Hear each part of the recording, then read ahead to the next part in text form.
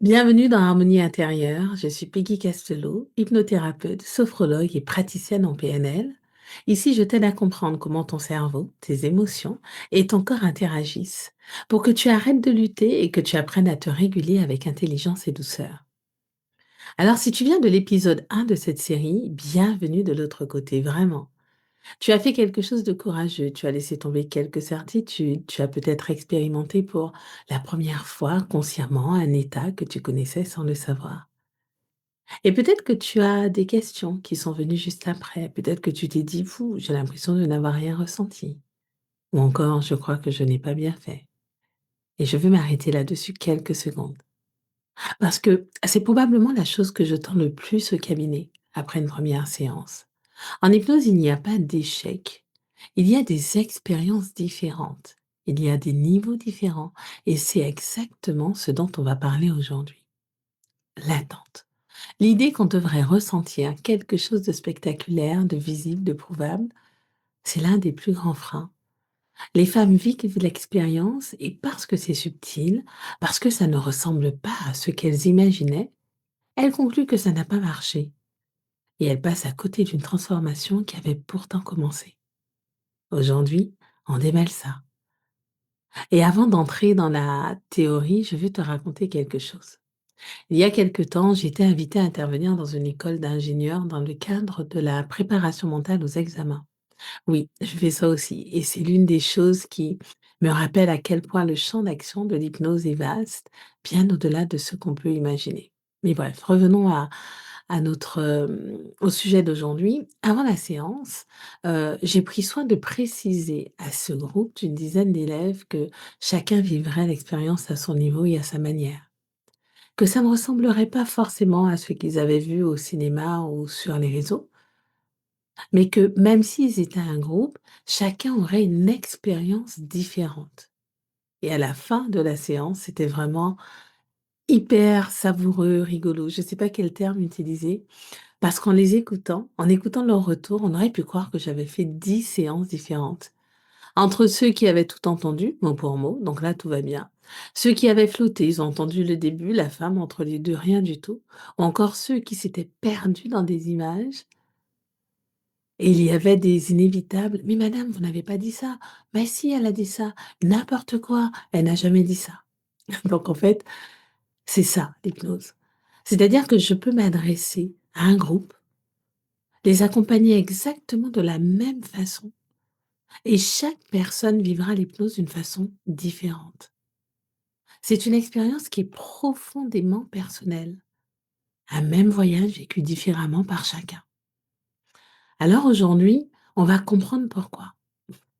Pardon, on va cartographier ensemble les différents niveaux de stress, ce que tu ressens à chaque profondeur, ce qui se passe dans ton cerveau et ce qu'on peut travailler à chaque étape.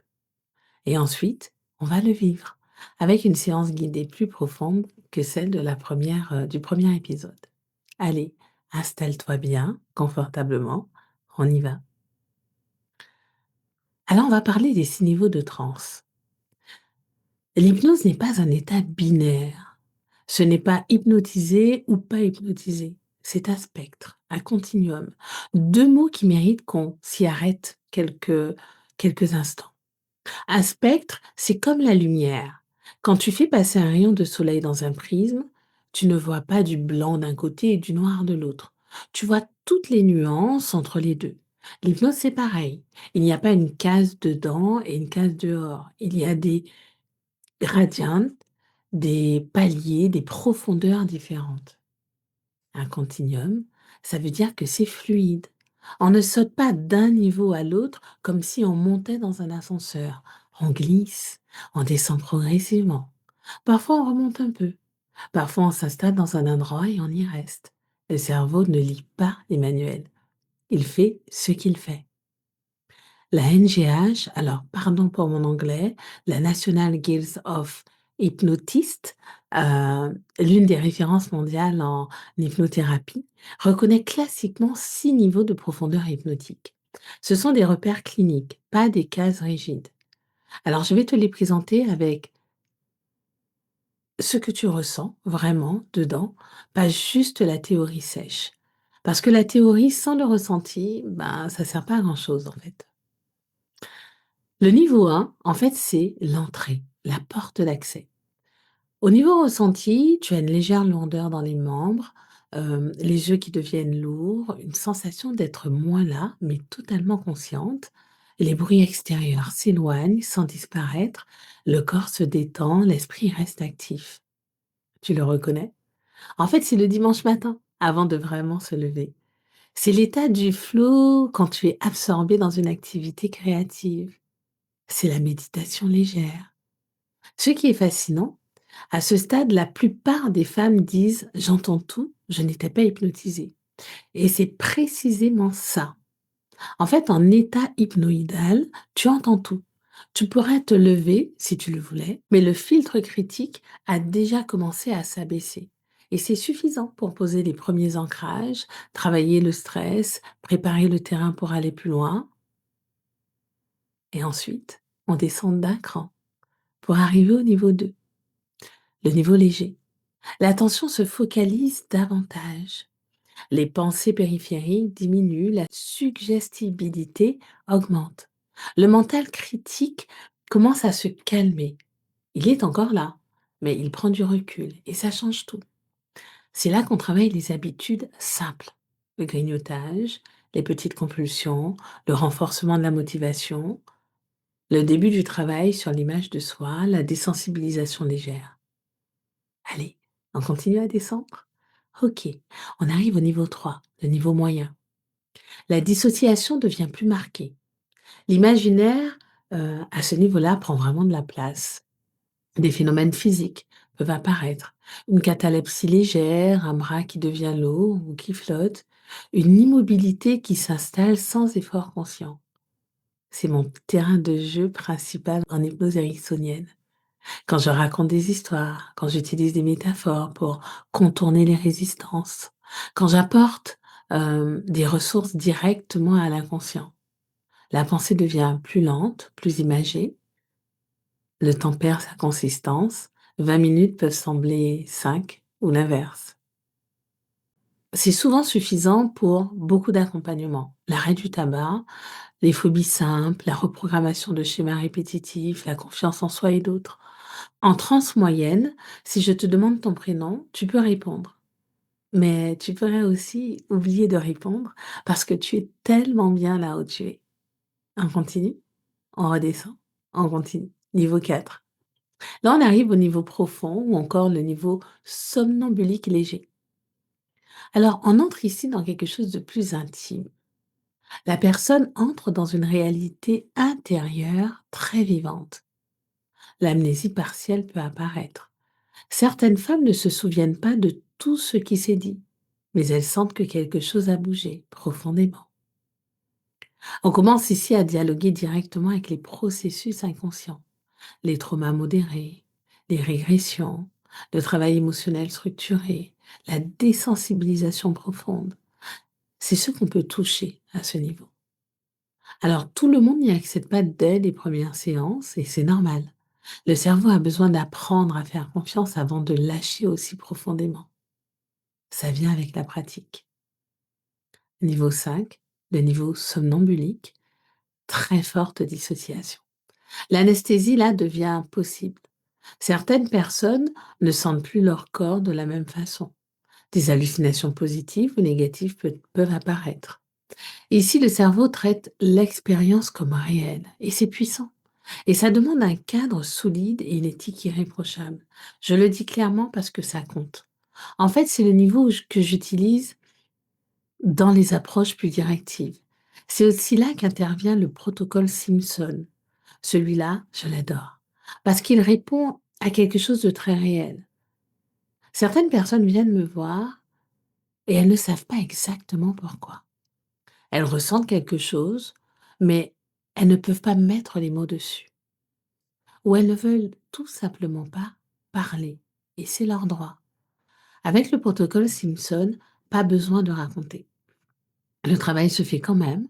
On descend très profondément jusqu'au niveau SDI et ensuite on remonte. C'est un aller-retour complet, puissant, surtout pour les traumas profonds, les situations où revivre à voix haute serait trop difficile. Trauma complexe, phobie ancienne, douleur chronique, travail identitaire profond, c'est ce qu'on peut atteindre ici. Et maintenant, on arrive au dernier niveau, le niveau 6, ultra profond, SDI. L'état le plus profond, profonde catalepsie, immobilité quasi totale, respiration très lente. Historiquement, c'est James Esdale qui a documenté cet état au XIXe siècle. Il pratiquait des chirurgies sans anesthésie chimique avec des patients dans cet état. Oui, tu as bien entendu. Aujourd'hui, on l'utilise pour des douleurs sévères, des cas très spécifiques. Ce n'est pas nécessaire dans 95% des accompagnements.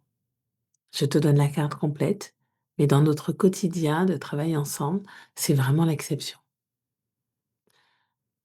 Un aparté sur l'hyperampéria, que je pratique aussi au cabinet. Avant de passer à la suite, je veux te faire cet aparté sur cette technique que j'utilise et dont j'entends de plus en plus parler. Je préfère être transparente d'emblée. L'hyperampéria n'est pas un terme académique reconnu par la NGH ou la communauté scientifique. En fait, c'est un concept de pratique, mais ce qui désigne, lui, est très réel. L'idée, c'est de créer un état hypnotique visant à amplifier intensément une expérience émotionnelle positive. Pardon. La joie, l'amour, la puissance intérieure, la sécurité profonde, l'extase. En fait, on ne va pas chercher la blessure, on ne répare pas. On crée, on génère une expérience émotionnelle suffisamment forte et expansive pour remodeler les circuits internes. Le cerveau adore ce qui est intense et émotionnellement chargé. En neurosciences, ça s'appelle un renforcement neuroassociatif positif. On stimule si intensément un état de bien-être que le cerveau crée une nouvelle trace mémorielle, une nouvelle référence. C'est l'inverse de l'hypnose réparatrice. Ce n'est pas on descend chercher ce qui fait mal, même si en hypnose, on est vraiment dans la sécurité, dans la douceur de l'hypnose. Donc même si on va chercher, on ne ressent pas. Le cadre est important et c'est important de le préciser. Mais en hyperimpéria, on monte, on élargit, on inonde le système nerveux de quelque chose de puissamment bon. Est-ce que c'est pour tout le monde, tout le temps? Non. Mais quand c'est le bon moment, avec la bonne personne, c'est une expérience à part entière. Et ça mérite clairement son propre épisode. Donc on reviendra dessus. Maintenant que tu as la carte, voyons ce qu'on y fait concrètement. Parce que connaître les niveaux, c'est bien, c'est chouette, ça passe bien pour la culture générale, mais savoir ce qu'ils permettent, c'est encore mieux. Alors entre le niveau 1 et 2, donc l'hypnoïdal et léger, les ressources immédiates ancrent une sensation de calme, de confiance, de sécurité. L'initiation sensorielle, apprendre à ton corps à reconnaître l'état hypnotique pour y revenir plus facilement. Les suggestions de bien-être général, améliorer le sommeil, réduire l'anxiété de fond, créer un rapport bienveillant au corps, la préparation mentale, aux examens, aux prises de parole, au moment où tu as besoin d'être pleinement là. C'est aussi à ce niveau-là qu'on pratique l'auto-hypnose du quotidien. C'est un niveau qui est simple, accessible et efficace. En niveau 3, donc le niveau moyen, là on va commencer à travailler sur les croyances limitantes. Les croyances limitantes sur le corps et la valeur personnelle. Ces voix intérieures qui murmurent: «Je n'y arriverai jamais. Mon corps est mon ennemi. Je n'ai pas assez de volonté». Les schémas d'alimentation émotionnelle. Comprendre ce qui se passe vraiment quand on mange sans faim. Quelle émotion cherche à être nourrie? Des automatismes comportementaux. Reprogrammer les associations inconscientes entre stress et nourriture, entre solitude et grignotage. La mémoire émotionnelle du corps. On la travaille aussi à ce niveau-là. Toucher des expériences passées qui ont façonné le rapport au corps, sans les revivre traumatiquement. Je le répète et c'est important. Même si on va travailler sur le passé, on ne fait pas revivre des situations douloureuses. Mais aussi les peurs liées au regard des autres, les blocages professionnels, les dynamiques relationnelles qui se répètent sans qu'on comprenne pourquoi. En fait, c'est le niveau que j'utilise le plus et il y a de quoi faire. En niveau 4 et 5, donc là on arrive au niveau profond et somnambulique, les traumatismes anciens, c'est là qu'on va les travailler. Les événements qui ont laissé une empreinte à une époque où les mots n'étaient pas disponibles. La douleur physique chronique liée au stress. Les phobies installées depuis l'enfance. Les deuils, les pertes. Les blessures qui ont construit une armure dont on ne sait plus comment se défaire. Et les situations où verbaliser est impossible. C'est là que le protocole Simpson ouvre une porte que rien d'autre ne peut ouvrir aujourd'hui. Une chose essentielle à retenir, et je vais insister là-dessus. Le niveau de transe n'est pas un indicateur de la puissance du travail. Certaines femmes transforment des croyances de toute une vie en niveau 3, parce que ce qui compte, c'est la précision de l'intention et la disponibilité de l'inconscient à ce moment-là. Je le répète, parce que je ne veux pas que tu passes la séance de tout à l'heure à te demander si tu es assez profondément dans la transe. Ce n'est jamais la bonne question à te poser. Alors on vient de voir les niveaux. On vient de voir ce qu'on y travaille. Maintenant, une question qui revient souvent: «Et moi, je suis quel type?» Bah, on parle du profil. Bonne nouvelle. Chaque personne a un profil hypnotique qui lui est propre. Et ce profil évolue avec la pratique, la confiance, le vécu. Rien n'est figé. Quelques questions pour t'aider à te reconnaître. Est-ce que tu t'endors facilement au cinéma ou dans les transports? Si oui, ton cerveau bascule naturellement et rapidement vers un état de repos. Niveau 1 et 2, très accessible dès le départ. Est-ce que tu es très sensible aux ambiances? Une musique peut te faire pleurer, une lumière changer ton humeur? C'est une suggestibilité émotionnelle élevée. Très bon indicateur de réceptivité aux séances immersives. Est-ce que tu te perds facilement dans tes rêveries, des scénarios imaginaires? Oui. Alors là, ça veut dire que tu as une forte prédisposition pour le niveau 3. Ton cerveau aime naturellement l'état imagé et narratif. Enfin, est-ce que tu as du mal à lâcher prise? Est-ce que tu t'analyses pendant les séances, plutôt que de les vivre? Oui. Donc ça veut dire que tu as un profil plutôt analytique, très courant chez les femmes, dans des postes à responsabilité. Le cerveau préfère observer et ça se travaille. On en parlera dans l'épisode, suivant. La clé, travailler avec ton profil, pas contre lui. Il n'y a pas de meilleur profil, il n'y a pas de profil idéal, il y a le tien. Bien. Maintenant qu'on a posé toutes les bases, on va passer à la pratique. Et avant la séance guidée, je veux te parler d'un espace que j'ai créé pour toi, l'essence du bien-être. En fait, c'est une bibliothèque de ressources que j'ai construite pour accompagner les femmes entre les séances et au-delà. Parce que la transformation, elle ne se passe pas uniquement dans un cabinet un mardi à 14 heures. Elle se passe aussi à 23 heures quand l'envie de grignoter monte sans prévenir. Le dimanche matin quand tu te regardes dans le miroir et que la petite voix commence. Le lundi avant une réunion importante.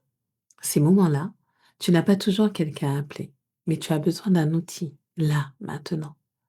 C'est pour ça que j'ai créé cet espace. Dans l'essence du bien-être, tu trouveras des séances d'hypnose ciblées selon ce dont tu as besoin au moment où tu en as besoin. Des séances pour le sommeil, parce qu'on sous-estime à quel point dormir change tout.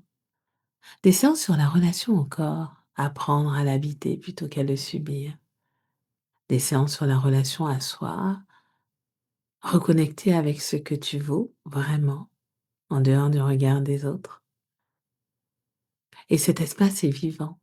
Il s'étoffe régulièrement avec de nouveaux thèmes, de nouvelles profondeurs. Ce n'est pas une ressource figée, c'est quelque chose qui grandit avec toi. Chaque réécoute va plus loin. D'ailleurs, réécouter crée de nouveaux synapses, donc de nouveaux schémas de pensée.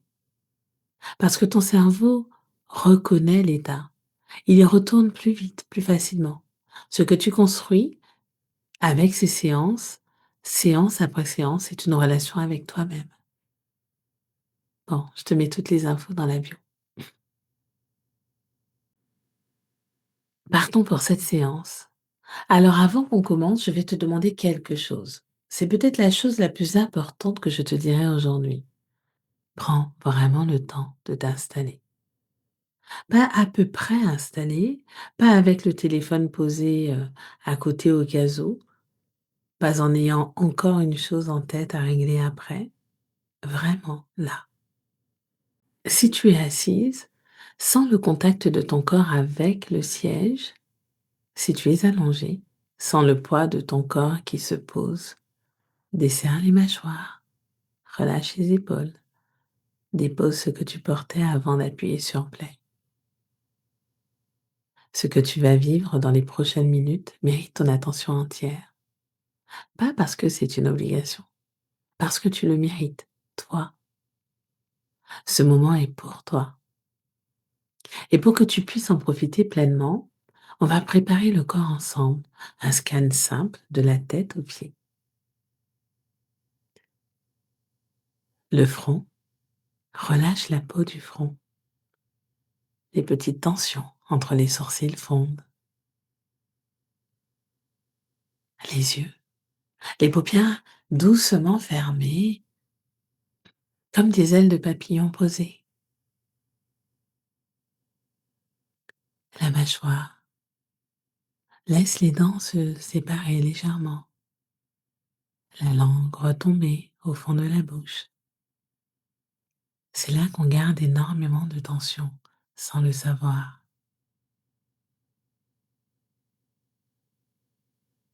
Les épaules, les laisser descendre, même si elles semblent déjà basses, il y a toujours un peu plus à lâcher. Le ventre, souvent contracté pour tenir, laisse-le se détendre. Tu n'as pas besoin de le tenir ici. Les jambes, les pieds, chaque orteil.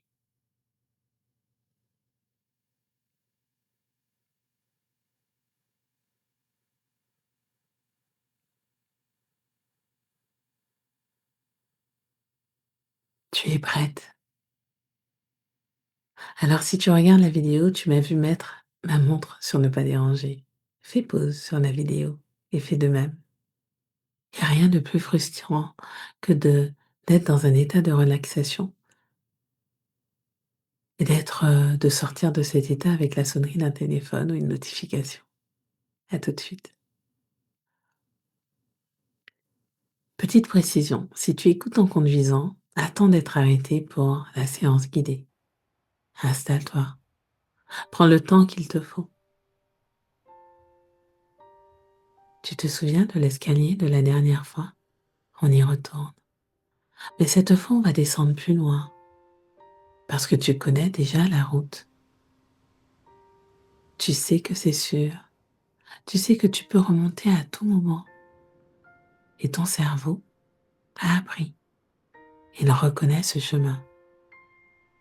Prends une grande inspiration et à l'expiration, ferme doucement les yeux.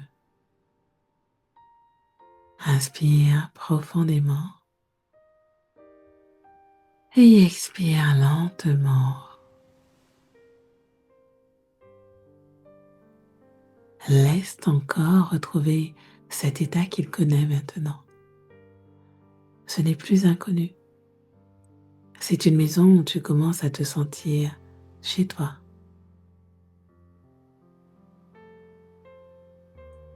Ton escalier est là. Tu poses le pied sur la première marche. 10. Ta respiration se fait plus lente. 9. La lourdeur agréable dans les membres. 8.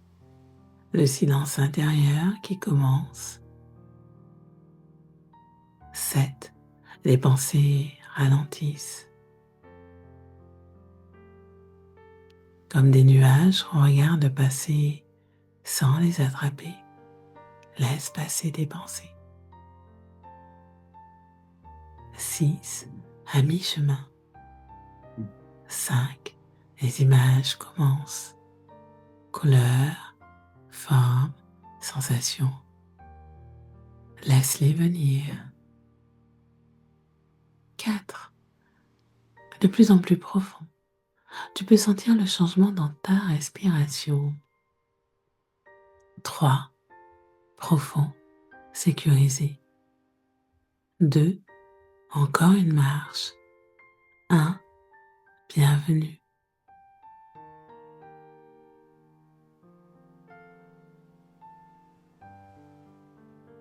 Dans cet espace aujourd'hui, il y a 2 portes.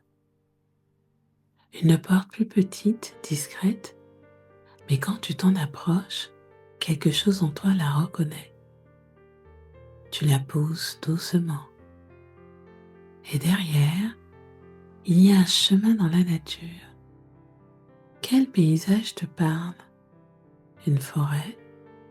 Une montagne? Un bord de mer? Laisse ton inconscient choisir.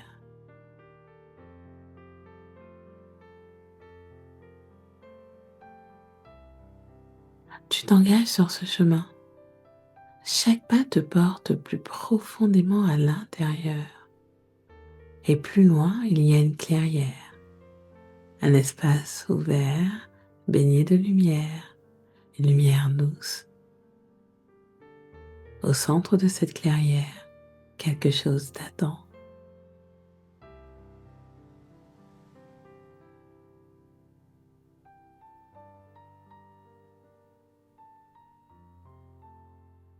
Ça peut être une image, un symbole, une sensation. Laisse venir ce qui vient, sans chercher à comprendre tout de suite.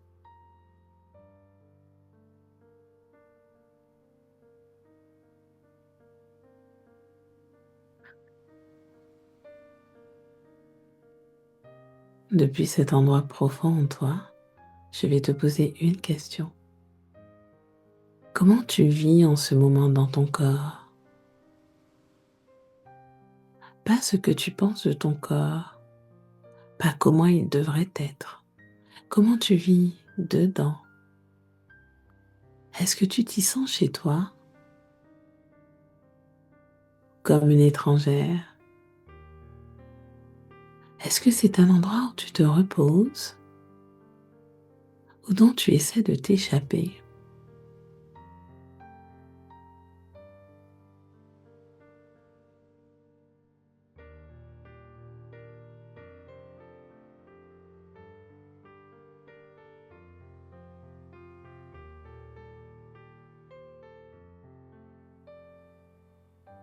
Juste observer, sans jugement. Ce que tu vois est de l'information, pas une condamnation.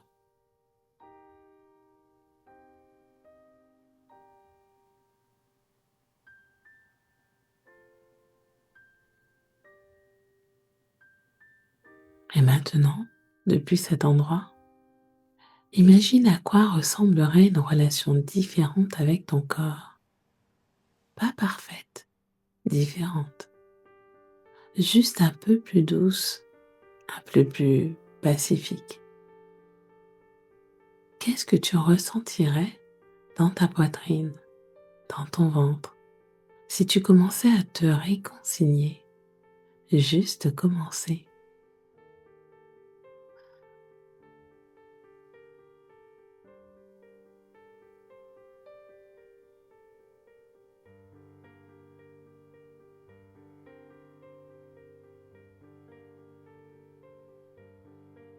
Laisse cette sensation s'installer dans ton corps, comme une graine. Tu n'as pas besoin de savoir comment elle va grandir, il te suffit de la laisser être là.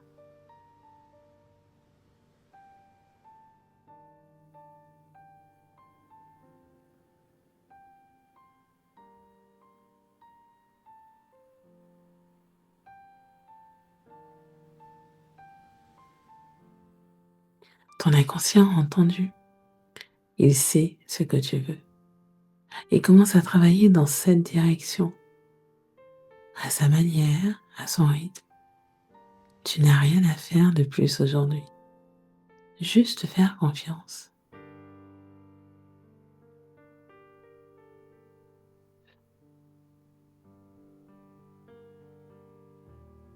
Il est temps de remonter doucement.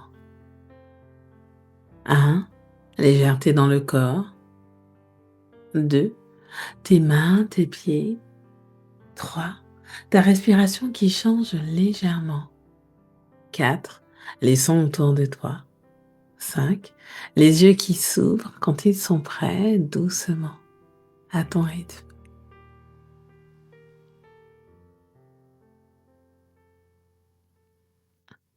Prends ton temps.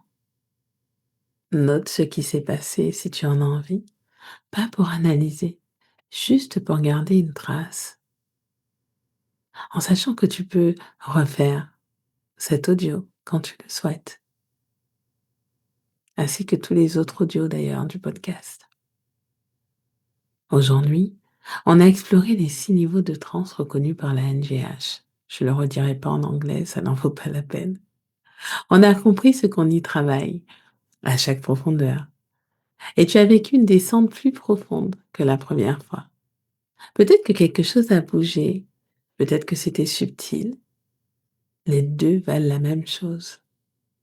Dans le prochain épisode, le dernier de cette mini-série, on va parler de quelque chose que beaucoup de personnes ne voient pas venir, la résistance. Ce qui empêche certaines femmes de bénéficier pleinement de l'hypnose, des objections intérieures, et comment les accueillir plutôt que les combattre. Et tu vivras une séance d'ancrage profond pour stabiliser tout ce qui s'est amorcé dans ces 3 épisodes. D'ici là, si cet épisode t'a parlé, alors laisse un avis sur Apple Podcast ou Spotify.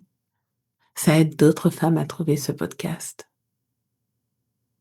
Et je te laisse avec ce que j'aime te rappeler en fin d'épisode. Ton cerveau t'écoute. Alors, parle-lui avec bienveillance. À très vite.